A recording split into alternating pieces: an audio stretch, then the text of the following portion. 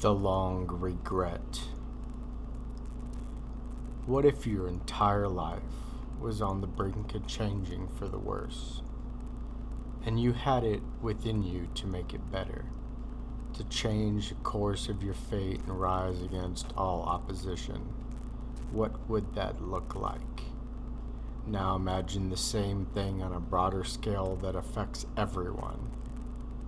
Would you act? What would you do?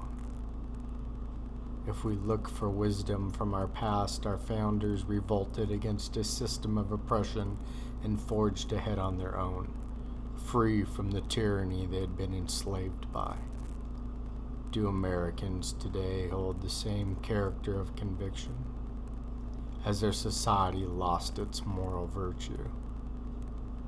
Our elected officials scramble for whatever scraps they are left from the reigning oligarchs that rule over Washington, D.C., and spread their persuasion into every corner of civil life. At what point does enough become enough? What is the definitive line in the sand? Suppression, persecution, oppression, revocation of individual liberties. All of these are already occurring, and the call to action doesn't seem to be emanating from anywhere across our country. We are the most armed population on the planet.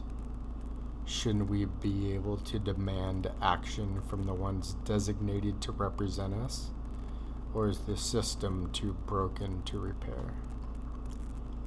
Why can the people of this nation not remove elected officials? We are scattered in message, intent, and by proxy function. No concise message can be delivered, and our sense of unity is shaky at best. That is the main cause of how the establishment continues to grow and retain power. No one is stopping them. The Conservative Party is a train wreck.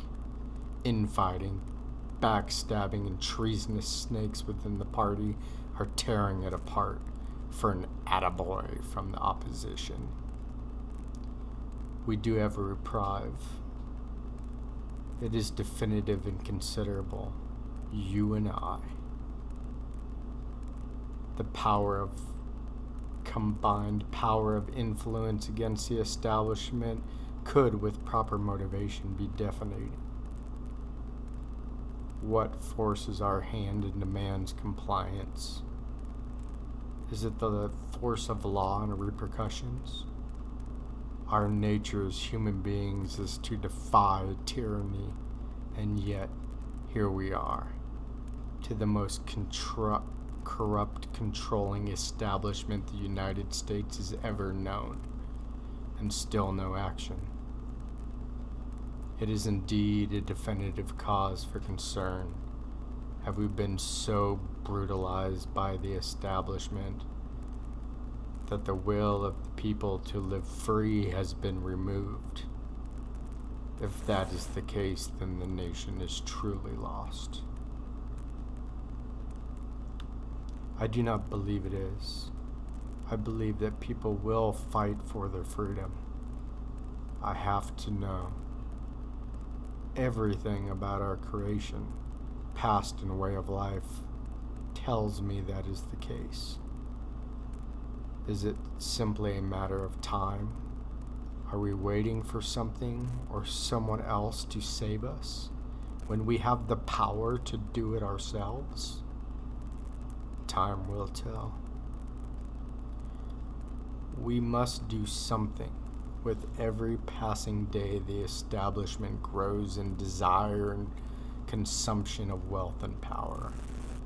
They have rooted themselves into every aspect of civilian life, affecting everything. This is not how we should want to live. We are a free people, capable of solving complex questions independent of central leadership. No American should desire that the federal government control your life because you're incapable of running it yourself. If that exists, those people are forever lost.